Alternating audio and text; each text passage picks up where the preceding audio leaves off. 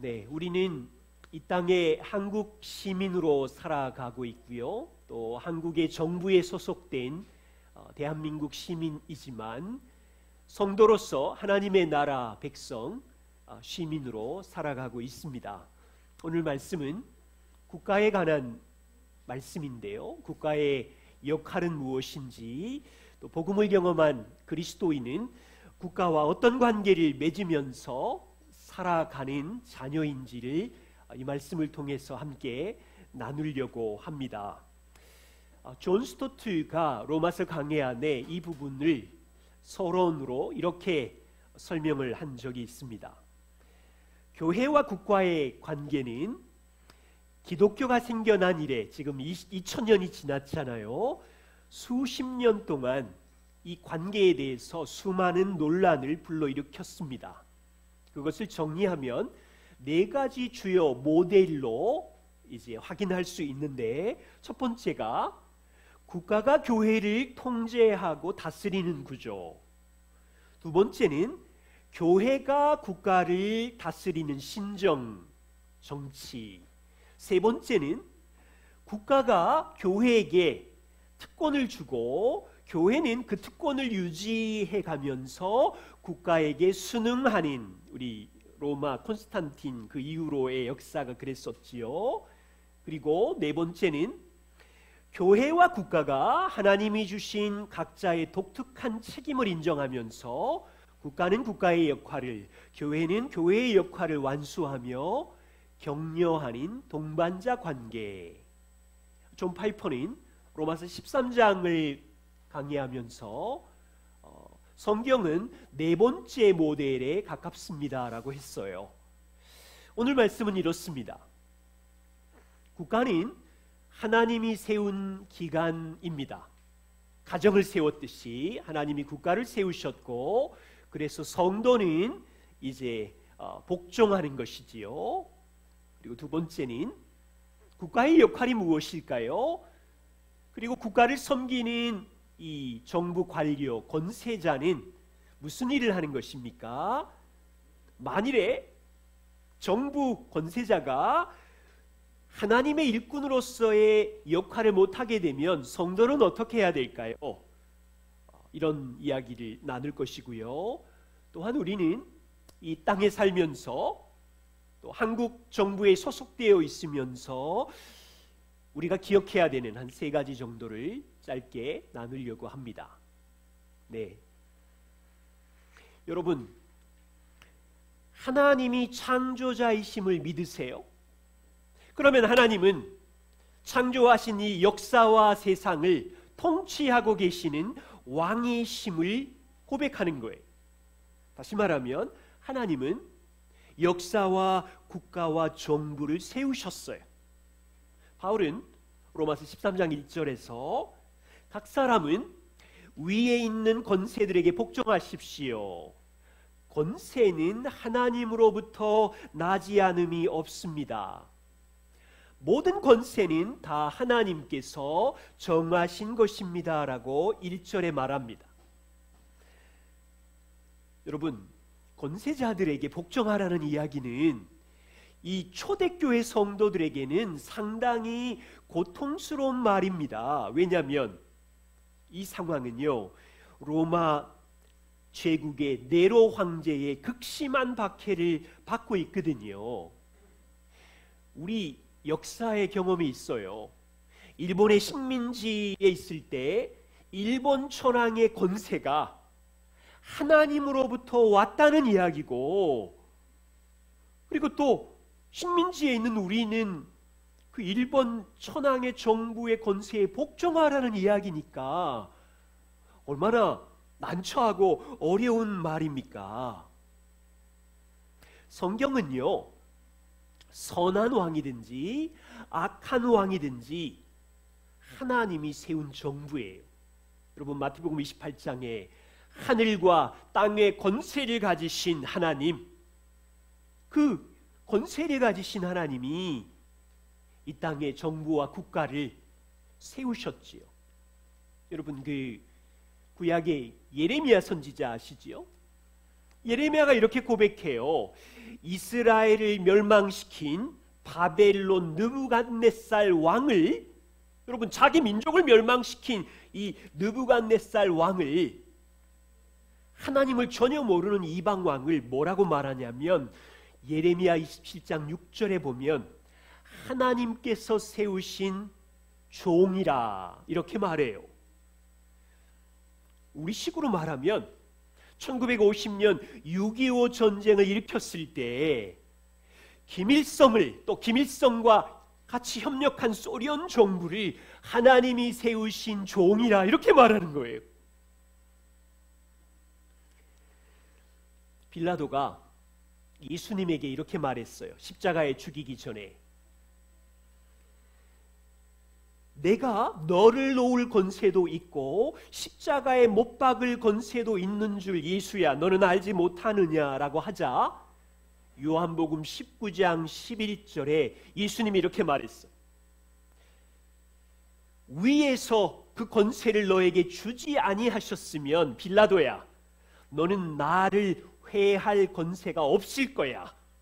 요한복음 19장 11절 예수님의 말씀입니다. 보세요. 예수님은 자신을 십자가에 죽이는 이 빌라도의 권세가 하늘에 계신 하나님으로부터 왔다는 것을 인정하고 있는 거예요. 성경은요, 악한 왕 느부갓네살 왕이든지 빌라도 총독의 권세이든지 하나님이 주셨다고 이야기합니다. 여러분, 이 역사 속에 악한 왕이든지 좋은 왕이든지 모든 통치자를 하나님이 세우셨음을 믿으세요? 자, 다시 말하면 사람이 국가를 만든 것이 아니라 하나님께서 국가라는 기관을 세우시고 이 역사를 통치해 가고 계시다는 거예요. 바울은 지금 로마에 살면서 박해를 받는 성도들에게 13장 1절과 2절에 이렇게 말합니다. 성도 여러분, 하나님은 만왕의 왕이십니다. 하나님이 로마 제국을 만드셨고 지금 이 제국을 통치하고 있습니다. 하나님이 로마 제국을 세우셨고 또 로마 제국 위에 세워진 권세자도 세웠습니다. 그들에게 복종하십시오. 2절에 보세요. 그들의 권세를 거슬리는 자는 하나님의 명령을 거슬리는 겁니다. 여러분, 박해받고 있는 성도에게 얼마나 가혹한 말입니까? 바울은 지금 로마서 몇 장 앞에 8장 35절 36절에 이렇게 얘기해요. 성도 여러분, 현재는 여러분들이 환난을 당하고 곤고를 당하고 박해를 당하고 기근과 위험과 권력자들의 칼의 위협이 있습니다. 현실은 종일 주님 때문에 죽임을 당하고 있고 도살할 양같이 여김을 받고 있습니다. 이런 상황인데도 바울은 땅의 정부와 권세자들은 하나님이 세운 자들입니다. 2절에는 더해요. 그들에게 순종하는 것이 하나님께 순종하는 것입니다. 여러분, 부모에게 가정이라는 책임을 주셨지요. 자녀들은 부모에게 순종하지요. 우리 이렇게 가르치잖아요. 자녀들에게 부모에게 순종하는 것은 권위를 주신 하나님께 순종하는 거야. 자, 로마 성도들을 생각해 보세요. 그들의 신앙 고백은 이렇습니다. 예수님이 주이십니다. The Lord, 대문자지요. 여러분, 우리에게는 지금 문화적으로 예수님은 주님이십니다가 신앙 고백처럼 들리지만 2000년 전 로마 성도들에게는 급진적인 정치적인 발언이었어요. 이 사실을 알아야 돼요. 왜냐면요, 로마 제국 시민들은 로마 황제를 주 퀴리어스라고 얘기했거든요. 그런데 저쪽에 소수의 그리스도인들 몇 명이 로마 황제가 키리오스 주가 아니라, 주인이 아니라 우리에게는 하늘의 만왕의 왕 키리오스 주님이 있습니다, 이 고백인 거거든요. 이건요, 로마 제국에서 위험한 정치적인 발언이었기 때문에 제국이 이 소수의 그리스도인들을 박해할 수밖에 없었어요.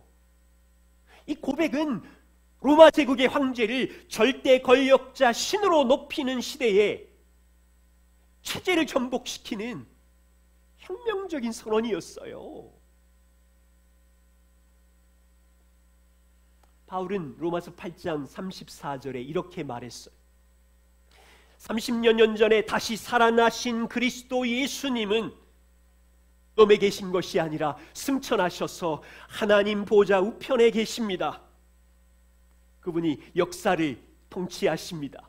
그분이 구원한 우리를 위하여 중보기도 간구하십니다.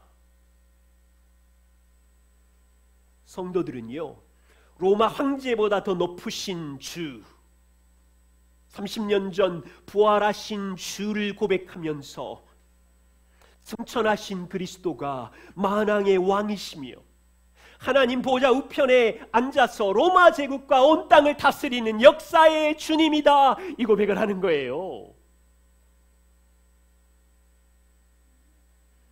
이 위험한 정치적인 선언을 로마 제국이 그냥 둘 수가 없지요.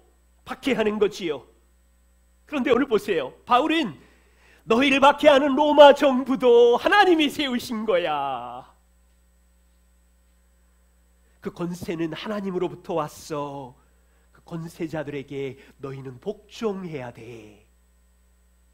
복종하지 않으면 하나님의 명을 거슬리는 거야. 두 번째입니다. 국가의 역할은 무엇일까요? 먼저 우리는 4절에 땅의 권세자, 다스리는 자가 누군지 알아야 돼요. 로마서 13장 4절입니다. 그는 하나님의 사역자가 되어서, 권세자를 얘기하는 거죠. 선을 베푸는 자입니다. 그 권세자는 공연히 칼을 가진 것이 아닙니다.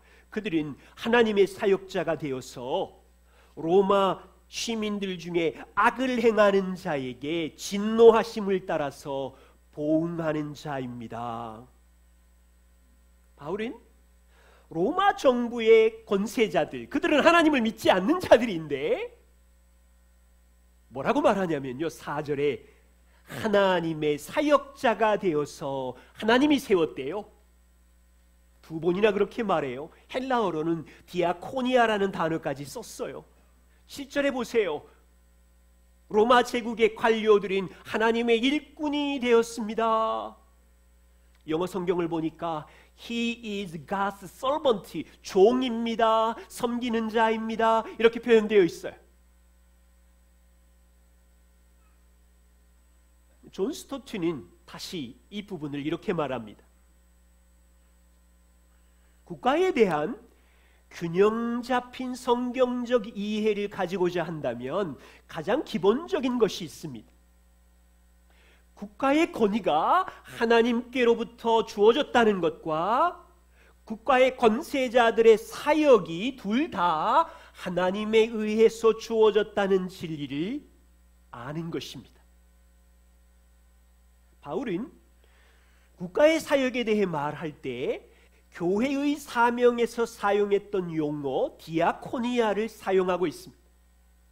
입법자, 공무원, 행정장관, 경찰, 사회사업가, 세무원 등으로 국가를 섬기는 사람들도 교회 안에서 목사, 교사, 복음 전하는 자로 교회를 섬기는 사람들과 마찬가지로 디아코니아, 하나님의 사역자, 이렇게 말합니다.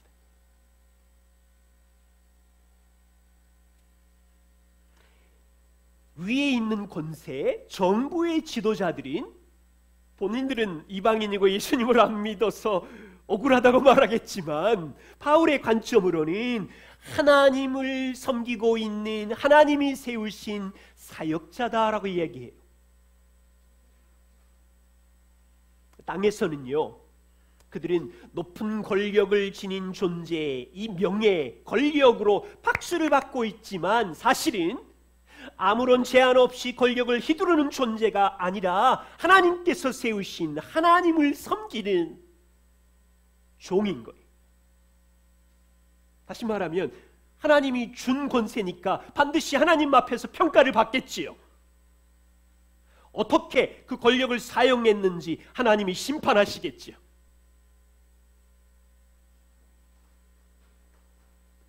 그러면요, 국가의 역할은 무엇입니까?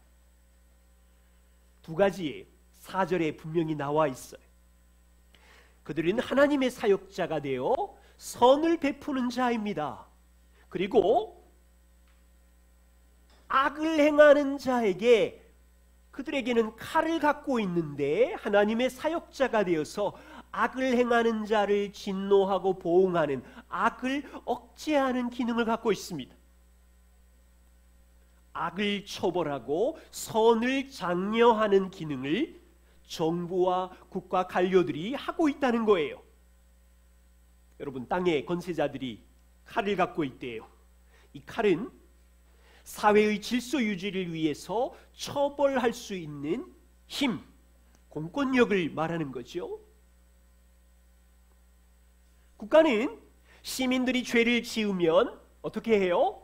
범인을 찾아내고 재판하고 처벌할 수 있는, 감옥에 보낼 수 있는 힘을 갖고 있지요.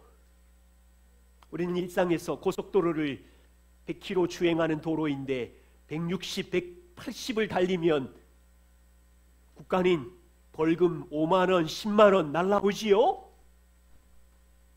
다른 사람 얼굴을 갈등으로 인하여 때리면 국가는 폭행죄로 피해를 준 그 사람에게 벌금 수백만 원을 청구하지요.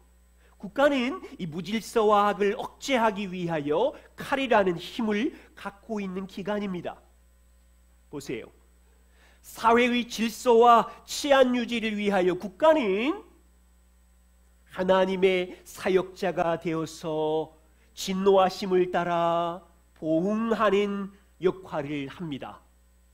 또한 선을 행하는 사람에게 훌륭한 시민상을 주기도 하고 국가의 훈장을 주기도 하고 국제적으로는 노벨상, 템플상을 주면서 선을 격려하고 있지요.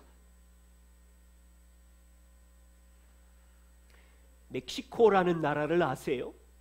너무 멀어서 우리가 멕시코의 소식을 잘 듣지 못하지만 이 멕시코라는 나라는 정부의 힘보다, 이 공권력의 힘보다 마약 조직, 카르텔의 힘이 굉장히 센 나라입니다. 이 마약의 카르텔 조직이 너무 극성하고요. 이 조직이 국가에 있는 이 공무원들, 또 경찰, 또 시장, 이런 사람들하고 결탁을 하는 일이 너무 많아서 지금도요, 이 멕시코 도시마다 막 총을 쏘는 일을 자주 볼 수 있고 폭행하고 살인하고 고문하는 일이 빈번하게 일어나는 나라입니다. 제가 자료를 찾다가 깜짝 놀랐어요. 2018년에 3년 전이죠. 멕시코에서 지방선거 기간이었대요. 이 선거 기간 동안 전국적으로 152명의 후보자와 선거에 관련된 사람이 총으로 피살당했대요.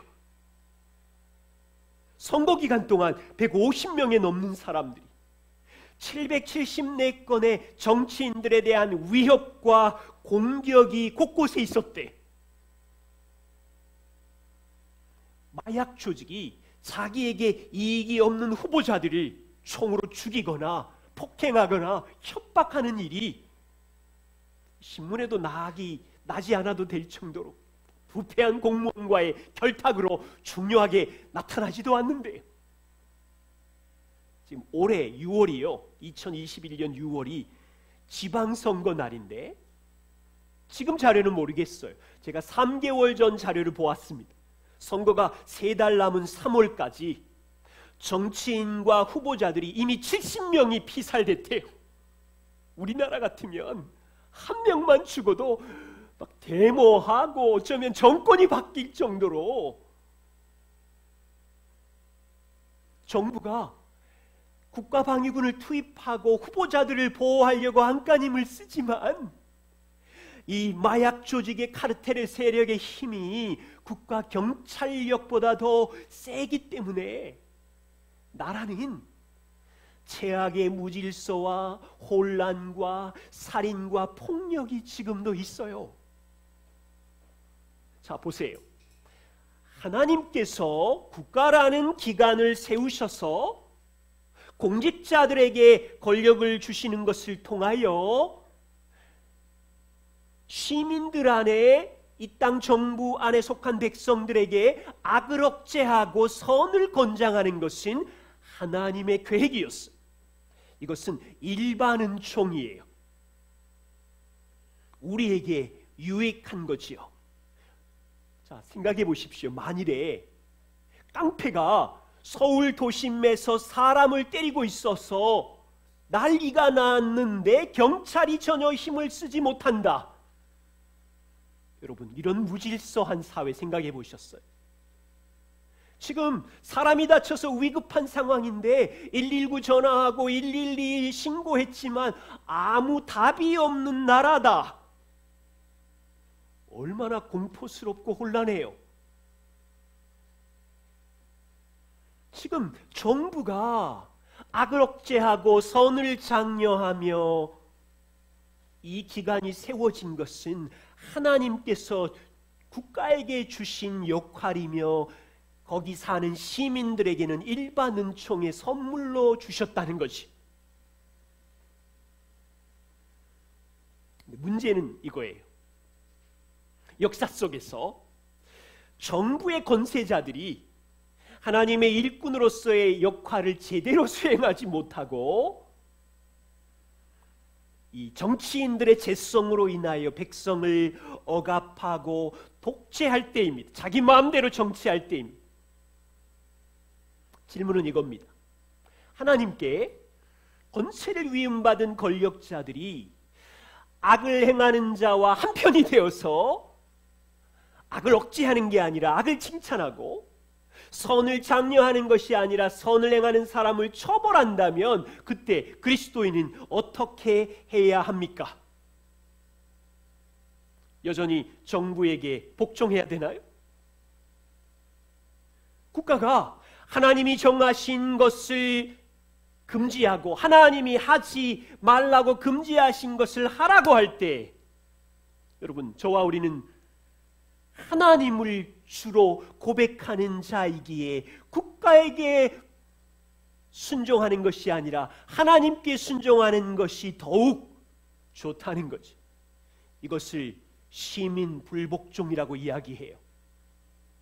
여러분, 성경에 이런 사건은 곳곳에 있습니다. 여러분 아시는 것처럼 애굽의 바로 왕이 이스라엘이 갓난 아이를 낳으면 산파들은 그 즉시 남자아이를 죽여라 라는 명령을 내렸지요. 그런데 히브리 산파들인 바로 왕보다 하나님을 더 두려워함으로 남자아이를 살려주지요. 이제 왕의 명령에 불복종하는 거지요. 느부갓네살 왕이 금심상을 만들어서 모든 백성은 여기 절하라 라는 법을 제정했어요. 여러분 다니엘서 아시지요? 다니엘의 세 친구 사드락과 메삭과 아벳느고가 왕의 법을 거부하고 다리오 왕이 모든 국민에게 30일 동안 누구든지 왕 외에 다른 신에게 무엇을 구하면 기도하면 사자굴에 던진다. 이제 왕의 도장으로 찍었어요.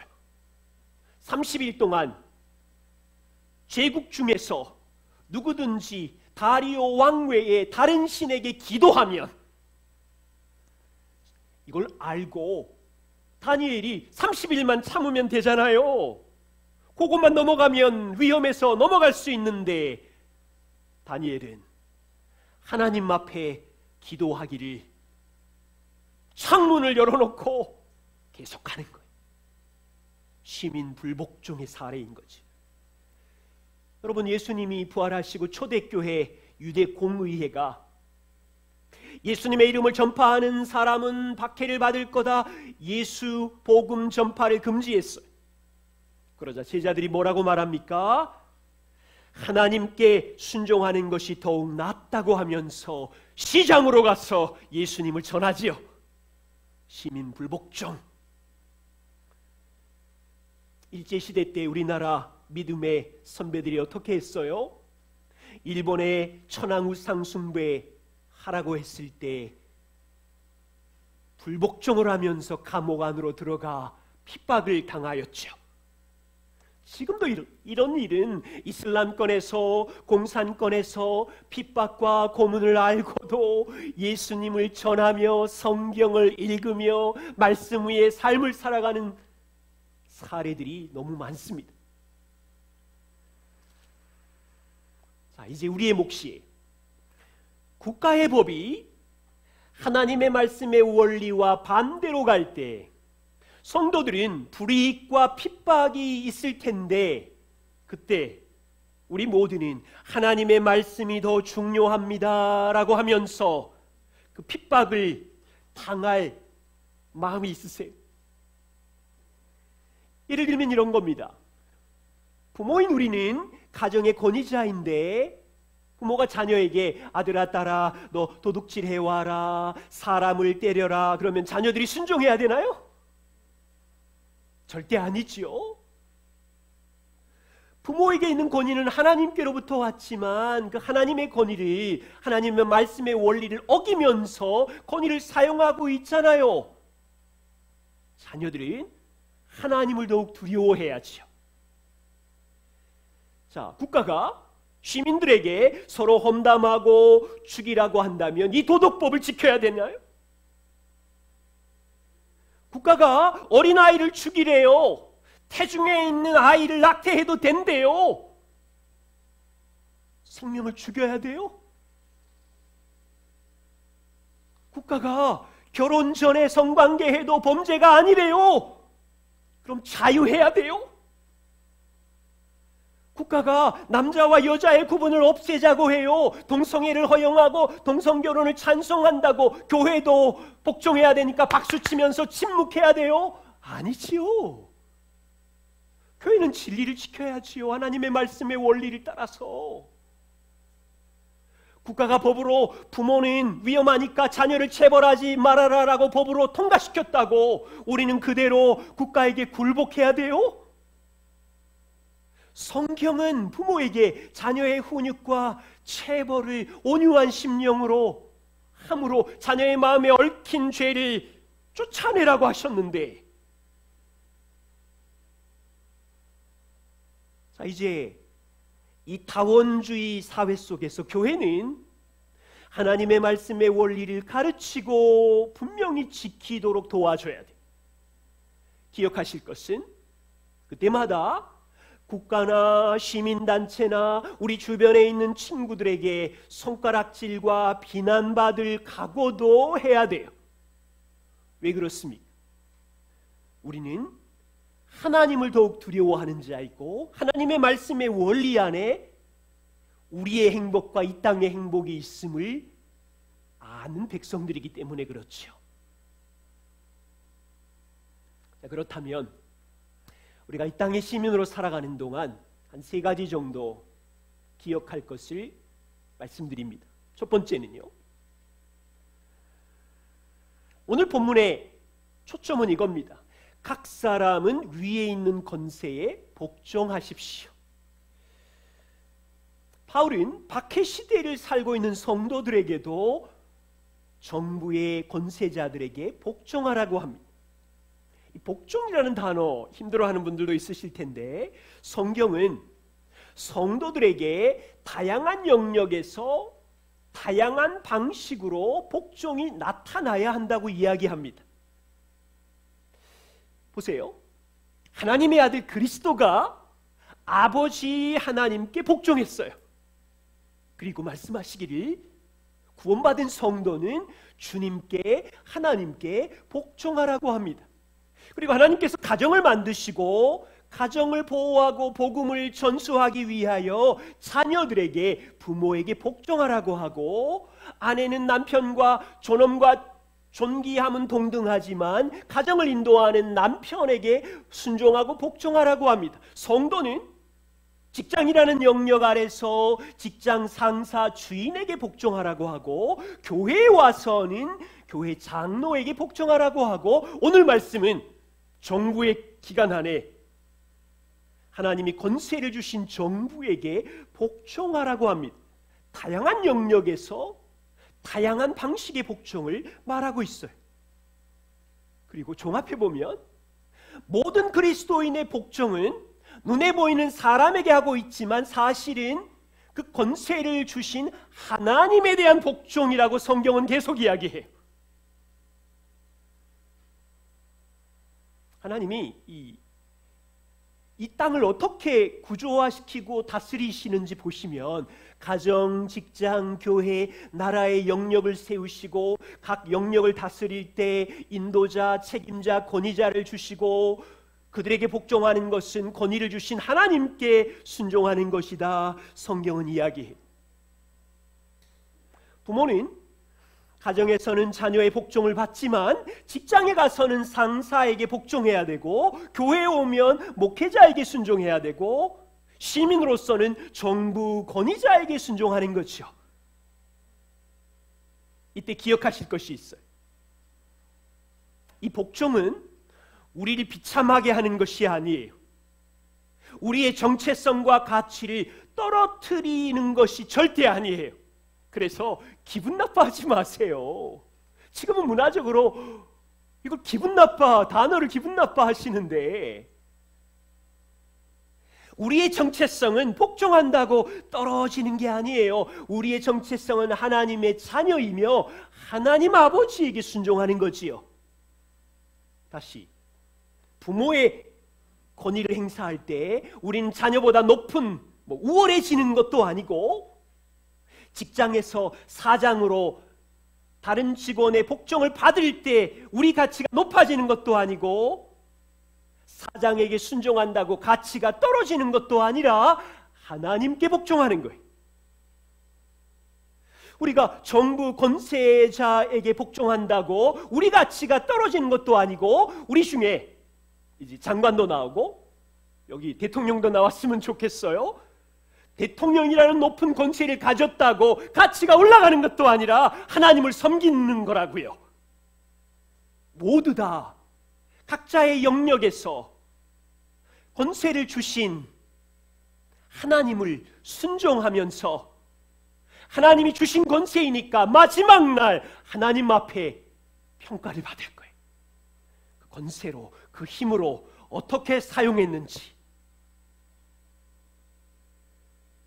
그래서요, 하나님이 각 영역에게 주신 이 복종을 우리가 할 때 하나님께 순종하는 이것은 아름다운 거라는 것을 우리는 생각해야 돼요. 두 번째입니다. 우리는 이 한국 정부에서 양심을 따라 헌법을 지켜야 돼요. 초대교회 로마 제국은 황제가 다스리는 군주제였습니다. 한국은 민주공화국이지요. 민주공화국에서 위에 있는 권세는 누구입니까? 엄밀히 말하면 국민이 권력을 가졌어요. 헌법 1조 1항을 보십시오. 최고 권력은 국민에게 있고, 한국은 국민이 주인이고 민주주의 국가입니다. 민주주의 국가에서 모든 권력은 국민으로부터 나오고, 그래서 국민이 대통령도 뽑고 시장도 뽑고, 미국이나 한국은 민주주의 공화국이기에 국민으로부터 권력이 나올 뿐 아니라 나라를 다스리는 통치 원리는 헌법입니다. 자, 그렇다면 로마서 13장 1절을 다시 보십시오. 민주주의 공화국 한국 시민으로서 정부에 복종한다는 의미는 무슨 뜻입니까? 먼저 민주주의 나라의 통치 원리인 헌법에 복종한다는 말입니다. 국민이 투표로 뽑은 대통령, 국회의원, 도지사, 시장은 헌법을 지키고 수호하는 자들이에요. 정부 권력자들은 국민의 뜻을 받들어서 임무를 수행할 때 자기 마음대로 하면 안 돼요. 정치인들은 통치 원리인 헌법을 해석하고 적용하면서 이 사회의 악을 처벌하고 선이 장려되도록 다스리는 하나님을 대신하는 일꾼입니다. 바울은 로마서 13장 5절 7절에 성도 여러분, 양심을 따라서 정부의 법에 순종하십시오. 조세를 바치시고 관세를 바치시고 권세자들을 존중하십시오. 우리에게 적용하면 무엇입니까?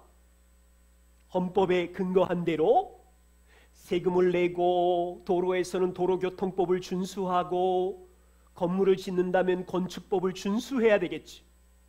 일상에서 쓰레기를 함부로 버리면 안 되지요. 쓰레기 분리수거의 규칙을 지키면서 코로나와 같은 이런 상황 속에 우리 마음대로 하는 게 아니지요. 정부의 코로나 지침을 준수하면서 환경보호법을 준수하면서 은행의 법을 준수하면서 생명과 재산을 보호하는 법을 준수하면서 사는 거지. 민주주의 국가에서 국민이 주인이지만 또한 우리는 그리스도인으로 성도로 살아갑니다. 그래서 성경의 원리, 하나님의 말씀을 따라서 양심을 가지고 행하는 거지. 정치에 참여하고 권력자를 우리 손으로 뽑고. 세 번째입니다. 교회는 교회의 역할을, 하나님의 말씀을 가르치고 복음을 전하는 사명을 감당합니다. 성도 여러분들은 이 시민사회에서 정치에 참여할 수도 있고요, 내가 좋아하는 한쪽 정당을 적극적으로 지지할 수 있지만 교회가 한쪽 정당을 지지하거나 동일시할 수는 없어요. 한 2년 전에 제가 인용한 팀켈러 목사님 인용구를 다시 말씀드립니다. 만일 교회가 특정 정당을 지지한다면 보수든 진보든 복음을 믿으려는 사람들에게 어떤 메시지를 주는 것입니까?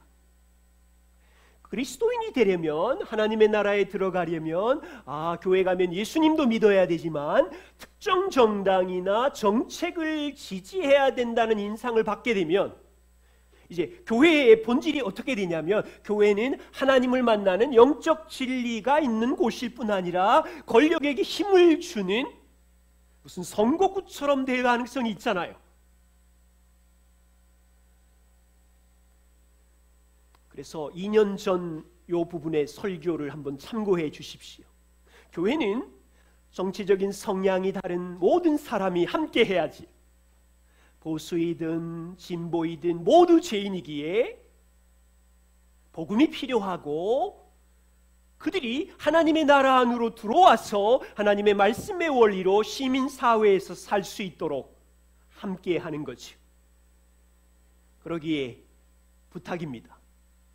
교회 안에 나의 생각과 다른 정치적인 다름을 가진 사람들이 있을 때 지나치게 자신의 정치적인 입장을 주장하는 일을 조심해 주십시오. 그 정치적인 다름으로 다른 사람을 비난하고 정죄하고 SNS든 페북이든 아주 강하게 말한다면 어쩌면 예수님의 보혈의 피로 구원한 형제를 실족하게 할 수 있기 때문입니다. 여러분, 정치적인 다름 때문에 싸우다가 형제의 영혼을 실족하게 된다면 이것은요, 정치가 하나님의 자리를 차지하는 자기 우선 숭배로 빠질 수 있어서 정말로 조심해야 돼요. 우리는 복음의 사람입니다. 하나님의 나라와 의를 구하는 삶을 사는 일에 함께 힘써 주십시오. 저와 우리는 대한민국 시민으로서 정부의 법을 지키는 이 시민으로 살지만 복음으로 구원받은 하나님 나라의 시민입니다. 하나님께서 우리 인생도 통치하시고 또 우리의 유익을 위하여 국가라는 기관을 만드시고 우리의 유익을 위하여 또 정치인과 권력자들을 세웠습니다. 국가는 국가의 역할을 할 수 있게 교회는 기도해야 하고 교회는 하나님의 말씀을 가르치고 복음을 증거하는 본연의 역할을 하면서 우리가 함께 이 땅을 살아가는 것입니다. 그래서 어떤 다름이 몸을 찢는 일이 없이 한 몸을 이루면서 이 세상 속에 빛과 소금으로 하나님의 은혜를 흘려보내는 성도로 살아 주십시오. 기도하겠습니다.